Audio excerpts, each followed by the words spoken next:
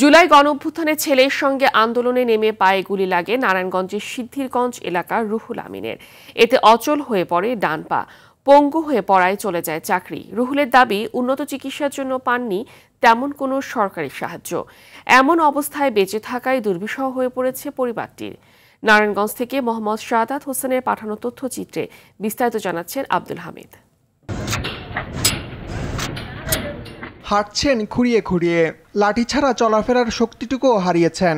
বলছি নারায়ণগঞ্জের সিদ্ধিরগঞ্জ থানার মুক্তিনগর এলাকার বাসিন্দা রুহুল আমিনের কথা।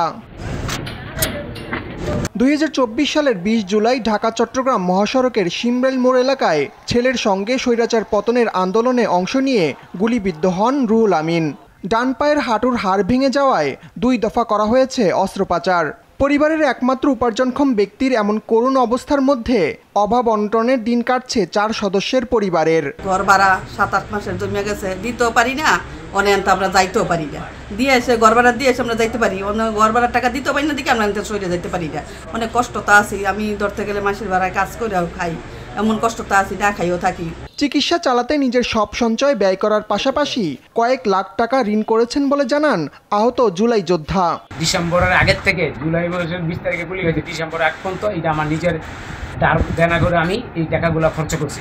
ওই ধার দেনাটা আমি এখন পর্যন্ত শোধ করতে পারিনি। ক্ষমতায় গেলে পরিবারটিকে সহযোগিতার আশ্বাস দিয়েছেন জেলা বিএনপির আহ্বায়ক মামুন মাহমুদ।